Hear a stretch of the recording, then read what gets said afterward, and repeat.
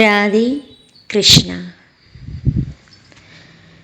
சுக மகரிஷி வைவஸ்வத மனுவோட மூத்த புதல்வனான இக்ஷ்வாகுவோட வம்சத்தை வர்ணிச்சிட்டு வர்றார். போன பகுதியில் மன்னன் பகீரதனோட சரித்திரத்தை சொன்னார். அவரோட வம்சாவளியை சொல்கிறப்ப நள மகாராஜாவோட நண்பனான ருதுபர்ணனோட பேரனான சுதாசனோட மகன் சௌதாசன் குருவான வசிஷ்டரோட சாபத்தினால அரக்கனானதை சொன்னார். அதுக்கான காரணத்தை சொல்றார். பரீட்சித், ஒரு சமயம் சௌதாசன் வனத்தில் வேட்டையாடுறப்ப ஒரு அரக்கனை கொன்னான். ஆனால் அவனோட தம்பியை கொல்லாம விட்டுட்டான்.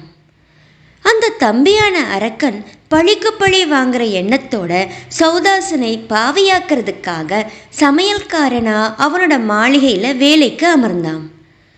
ஒரு நாள் வசிஷ்ட பகவான் விருந்துக்கு வர அவன் மனித மாமிசத்தை சமைச்சு உணவா படைச்சான்.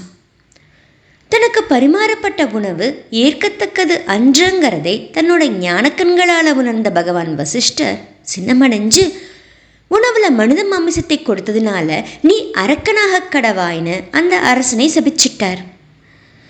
அப்புறம் அந்த தகாத செயலை பண்ணினது அரசன் இல்லை, அவன் உயிரோட விட்ட அரக்கனோட செயல்கிறதை அறிஞ்ச வசிஷ்டர் சாபத்தை 12 ஆண்டுகள் மட்டுமே இருக்கும்படியா அருளினார்.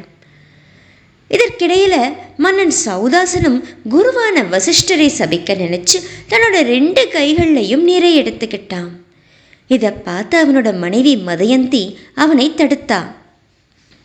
மண், விண், திக்குகள் எங்கேயுமே ஜீவராசிகள் நிறைஞ்சி இருக்கிறதுனால மந்திரிச்ச நீரை அங்கே விட்டா அவற்றுக்கு தீங்கு ஏற்படுமேன்னு நினைச்ச சௌதாசன் தன்னோட கால்கள்லையே அந்த நீரை தெளிச்சுக்கிட்டான்.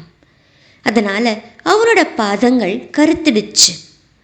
அவனோட பெயரும் கல்மாஷ பாதன்னு ஆகிடுச்சு. உயிர் நண்பன் மாதிரியான தன்னோட மனைவி சொன்ன நன்மையை ஏற்றதுனால இவனுக்கு மித்ரசகன்கிற பெயரும் உண்டாச்சு. இப்படி கருமை நிறமடைஞ்ச பாதங்களை கொண்ட சௌதாசன் வசிஷ்டரோட சாபத்தினால அரக்கனானான். ஒரு நாள் அரக்கனா மாறின அந்த அரசன் காட்டுல அந்தன தம்பதிகள் இன்பமா இருக்கிறதை பார்த்தான். பசி தீயில தவிச்ச அரசன் அந்த அந்தணனை பற்றிக்கிட்டான். இதை பார்த்து பரிதவிச்ச அந்த அந்தணனோட மனைவி, அரசே, நீங்க உண்மையில அரக்கன் இல்லையே, இக்ஷ்வாக்கு குலத்தில் உதிச்ச மகாரதனான மன்னன் இல்லையா, மதயந்தி தேவியோட மணாளன் இல்லையா, நீங்களே அறநெறிக்கு புறம்பான செயலை செய்யலாமா? நானோ மகப்பேற விரும்புகிறேன். அவரோ பெண்ணின்பத்தை முற்றிலுமாக அனுபவிக்காதவர். அதனால் என்னோட பதியான இவரை தயவு பண்ணி திரும்பி தந்துடணும். இந்த மானிட உடல் தான் ஒரு ஜீவனுக்கு அறம், பொருள், இன்பம், வீடுங்கிற புருஷார்த்தங்களை தரவல்லது. அதனால் இந்த மானிட உடலை வதைக்கிறது 4 வகை புருஷார்த்தங்களையுமே வதைக்கிறது மாதிரியாகும் இல்லையா?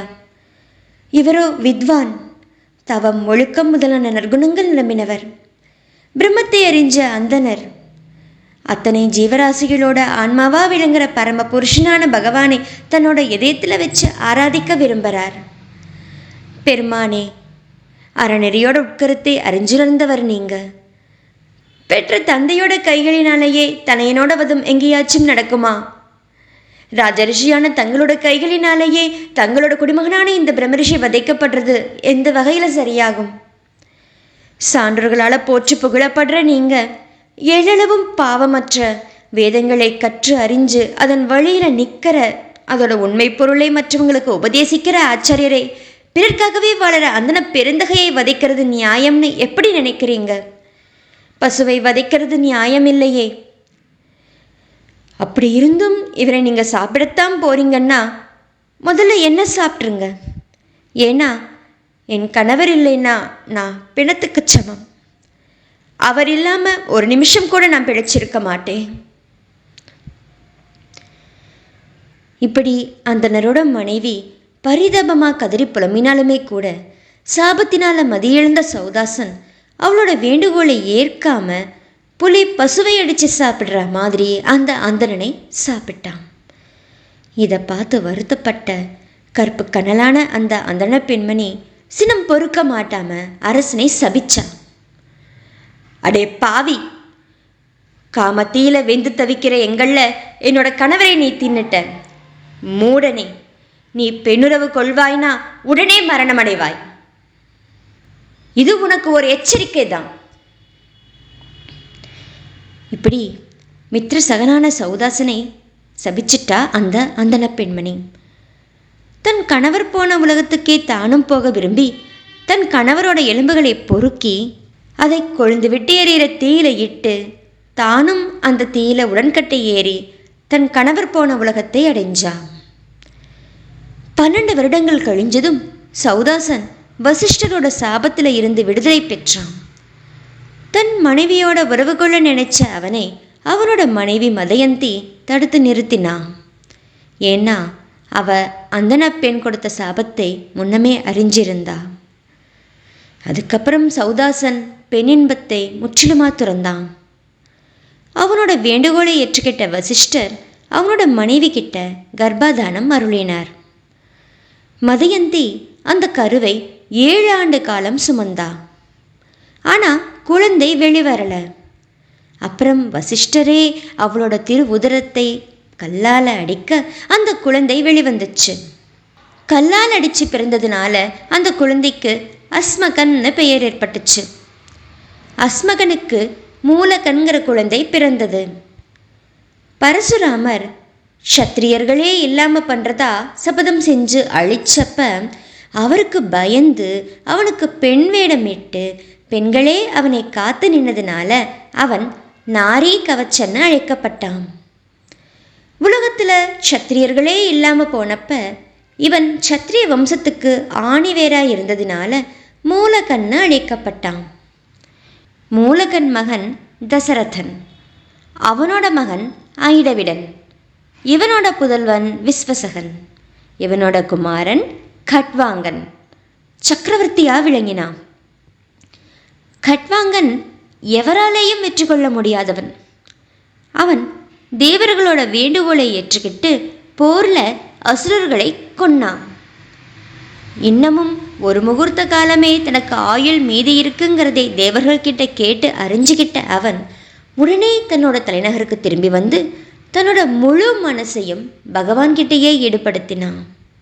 அப்ப அவன் இப்படி நினச்சிக்கிட்டான்,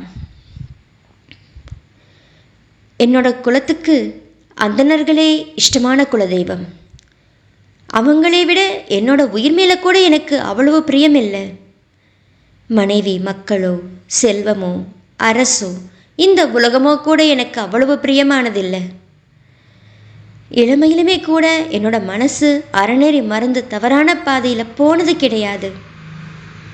நிகரில்லாத புகழுடைய பகவானை தவிர வேறு எந்த ஒரு பொருளும் உண்மை பொருளா எனக்கு தென்படலை. 3 லோகங்களுக்கும் தலைவர்களான தேவர்கள் நான் வேண்டுற வரத்தை கொடுக்கறதா சொல்லியுமே கூட உலகில் போக பொருட்களில் விருப்பமற்றனா வேற எதையுமே கேட்கல. ஏன்னா சகல ஜீவராசிகளுக்கும் அருள் வழங்குறவர் அந்த பகவான்கிறதுனால அவர்கிட்டயே என் மனசு லயிச்சிடுச்சு. தேவர்கள் சத்வகுணத்தவங்க தான், இருந்தாலும் பொறி புலன்களையும் மனசையும் வெளி விஷயங்களையே ஈடுபடுத்தினவங்க. ஆன்ம நாயகரான பகவான் அவங்க இதயத்திலேயே குடியிருந்தாலுமே கூட அவரை இவங்க அறியலை. அப்படி இருக்கிறப்ப ரஜோகுணமும் தமோகுணமும் மிக்க ஜீவர்கள் அறியறது எப்படி? அதனால் மாயையோட திருவிளையாடலான இந்த உலக விஷயங்களில் என்னோட மனசு ஈடுபடலை. இது எல்லாமே நீர்க்குமிழி மாதிரியானது. அஞ்ஞானத்தினாலேயே இது மனசில் குடிகொண்டிருக்கு. இந்த உலகத்தை படைச்சு கொடுத்தது உண்மை பொருளான பகவான். அவரையே நினச்சி நினச்சி உலகில் விஷயங்களை உதறித்தள்ளிட்டு வர்றேன். அதனால் அவர் ஒருத்தரையே சரணம் பற்றுறேன். பரீட்சித், கட்வாங்கனோட எண்ணமும் அறிவும் முன்னமே பகவான் ஸ்ரீமன் நாராயணனால் ஆட்கொள்ளப்பட்டுட்டதுனால தான் கட்வாங்கனால் தன்னோட இறுதி காலத்தில் இப்படி சிந்திக்க முடிஞ்சது. ஜடமான உடல் மற்ற பொருட்கள் மீதான எண்ணத்தை முற்றிலுமாக துறந்தான். தன்னோட உண்மை நிலையான ஆன்ம அனுபூதியிலேயே நிலைச்சு நின்னான். அந்த நிலை பொறிப்புலன்களுக்கு எட்டாத சூக்ஷ்ம நிலை. ஒன்றுமே இல்லாத சூனியம் மாதிரி தோணும். வேதாந்த பிரமாணங்களில் நிச்சயிக்கப்பட்டிருக்கு. அது உண்மையில் சூனியம் இல்லை, சத்தியம். அதுதான் சாட்சாத் பரபிரம்மத்தோட நிலை. அதைத்தான் இறையடியார்கள் பகவான் வாசுதேவன்னு அழைக்கிறாங்க. இந்த நிலையைத்தான் கட்வாங்கன் அடைஞ்சான்.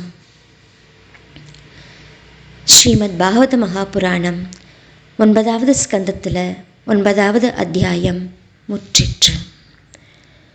சர்வம் கிருஷ்ணார்ப்பணம்.